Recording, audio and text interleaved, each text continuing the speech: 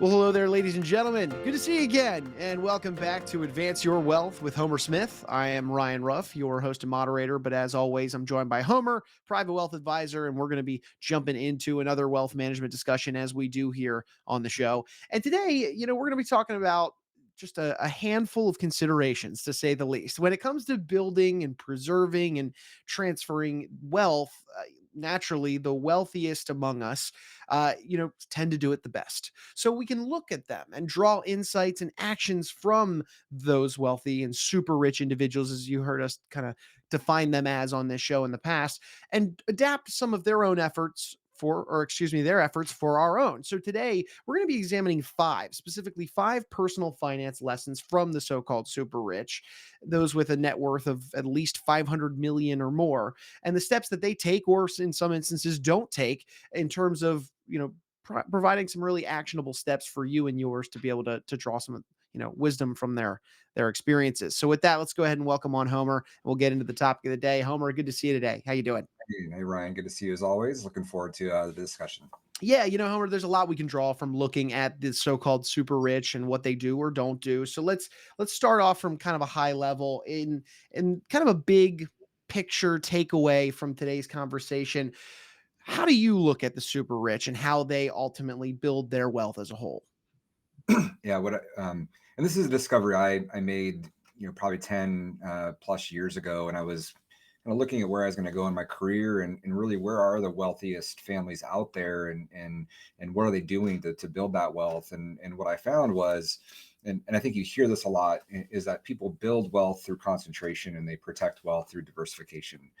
And so what we found is that the wealthiest families are typically concentrated in their wealth on a particular area. So they're not, trying to find some, penny stock and make some really smart, timely investments that turn into huge wins.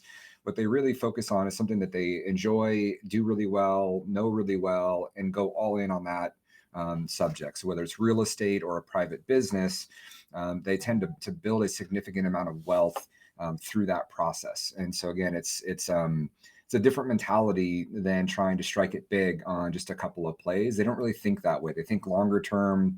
They typically think much more big picture in how they build that wealth. All right, this is good to know, Homer. So why don't we go ahead then and open up today's conversation into some of these key considerations? What's the first one you have in terms of these big five lessons that the super rich enact? Yeah, so the first one is that their goal is, and they tend to work with the best experts they find or can find. And then, while that might seem like a pretty obvious lesson, who wants to hire, second and third tier professionals to manage their wealth? What we find is, even with some of the super rich families that we work with, they're not always as well served as we would think they would be, or that they think they are, and that they often need a second pair of eyes to take a look and notice that there might be some issues. And there's a lot of, in our space, there's a lot of what we call pretenders out there that are professionals that they're not intentionally going out to do bad service for their clients or to give bad advice. They're just not in a position to be able to deliver the best guidance to those clients, whether it's they don't have access to the best solutions, or they're just not knowledgeable enough in the very best ways to provide those solutions to those families. And so, they might have some level of technical expertise, but it's just not at the level that a family of that size needs when it comes to the broad wealth that they have. And so it's really important that they have in each of the key areas of their lives, whether it's tax planning, estate planning, asset protection, investment, wealth planning, to truly have the best professionals working for them. Yeah, and that's been kind of a recurring theme on this show, working with that team of professionals to address these different concerns. If you're a frequent listener, you've heard us say that a time or two. But Homer, let me ask you that: how does the super rich really navigate the identification process and really finding those top tier professionals to work with? Yeah, I think there's a couple of ways. I mean, it's always hard until you really start to work with them and dive in to see if they really are that true consummate professional. But I think a couple of ways. First and foremost to me is getting quality referrals from other professionals you work with. So if you have a really good tax partner or a legal team or wealth manager, and you need the best leaders and advisors in those other areas, getting an introduction from another very competent advisor, I think, is going to be by far the best way to at least have some sense that, hey, if they're well vetted by the other professionals we work with, there's at least a better chance that they are going to be in the best position to provide good guidance to me. And then I think another way related to that is, once you get that referral, is to do some research on your own on them. And are they providing thought leadership in the industry? Are they quoted in articles on these complex topics that you are dealing with? Do they have designations that again match the issues that you're facing? So between getting an introduction from another professional and then doing some research and seeing, are these professionals out there providing their expertise to the world in a way that provides at least some, again, more sense that they are an expert in that field, or at least have a lot of experience in that field, I think is really important. Certainly. So, Homer, then we've got this idea of making sure you assemble and work with that team of top tier consummate professionals. That's at lesson number one from the super rich. Let's move into the next one. What do you have for us here? Yeah, I think it's really important that these families, and what we learn from these families, is that it's important to them to go beyond the numbers, and that the best professional doesn't simply mean that they're good on paper and can put a really good strategy together. It's important that they also get to know the family really well and the outcomes that the family really wants, and that's to me a really critical step. Is there's a lot of really smart technical advisors out there in the legal space, the tax space, wealth management space, that can put together some of the most amazingly complicated strategies that can solve for goals that the clients might have, or reduce taxes or whatever it might be. But if you don't really ask the client and go deep on what is it that they really want for their family, what are the outcomes that are most important to them, that solution that might be really technically brilliant may have no place for that family. And so for an example, when we do estate planning work with clients, we're not attorneys, we don't write documents, but we do a lot of the work in helping them think through their options. We always start with a conversation of how simple or how complex they're willing to be to get to the outcomes they want to get.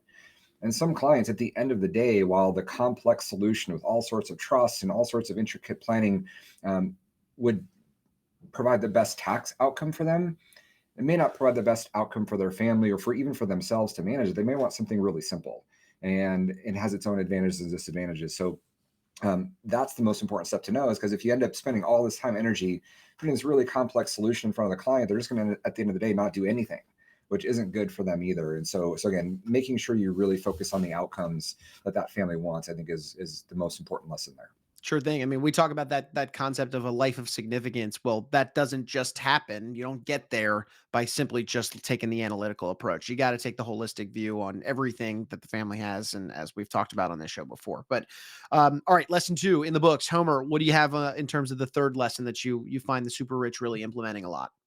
Yeah, what we find, and again, I mentioned earlier, typically these super rich families build their wealth through concentration. So again, whether it's real estate or private business, and they tend to be very savvy negotiators in the space that they are experts in, what the business they're building, or in real estate, and they tend to get very good deals, and don't just stop at the real estate or the business within there. It's kind of in a lot of facets of their lives. They always are looking for getting the best outcome for their family from a negotiation standpoint, and are looking for cost effective solutions.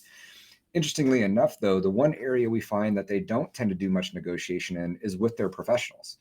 And so whether it comes to their attorneys, their tax professionals, that's one area that I think there's a lot of things that are kind of hidden behind the curtains in our industry. And so one of the areas we try to focus on with the families we work with is kind of pulling those curtains back and extending that negotiation to the professionals that they work with as well, and making sure they're getting cost-effective solutions from their professionals as well. We want the best solutions, we want the best professionals working for them, but we also want it to be cost-effective there. And so negotiating in all phases is one of the other key lessons.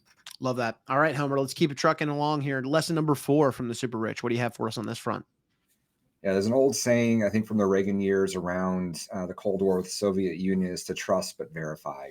And again, it's really smart professionals out there that can put really good solutions in front of you, but it's still really important that you, especially with how complex some of these solutions can be and the magnitude of the impact that some of these strategies could have.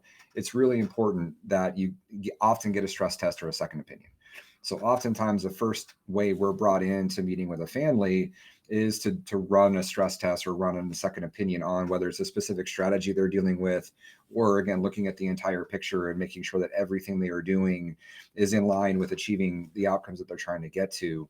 And again, when we're talking about the size of the dollars we're dealing with, they're wanting to and needing to have multiple eyes on a lot of these solutions. That's another area that I think, people that don't have that much wealth, but still have more than enough wealth where these decisions have significant magnitude on them, they really should be doing more around getting second opinions on their overall financial situation.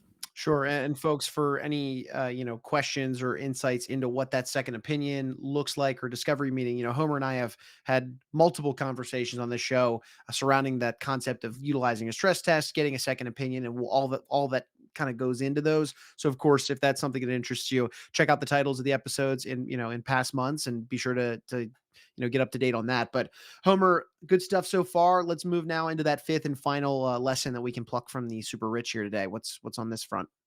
Yeah, I think the one last lesson to talk about today is the importance of keeping your emotions in check. And what you often find with the super rich families is that that's something that they have learned to do, or maybe potentially naturally have an inclination towards. It's helped them build that wealth. Is they are able to keep their emotions in check when it comes to making big decisions.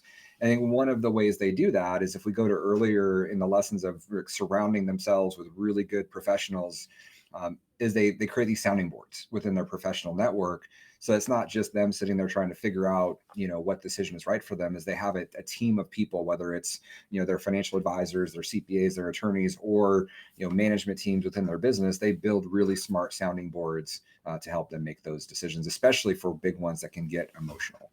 Sure, sure. And look, we all make emotional decisions in our life. It just when you make them surrounding wealth, they can be a little, literally and figuratively, a little more costly. So in the when we look at the super rich, then how do they typically steer clear of this and keep their emotions in check, and allow them to stay logical when maybe they're faced with a difficult circumstance where an emotional decision may be warranted?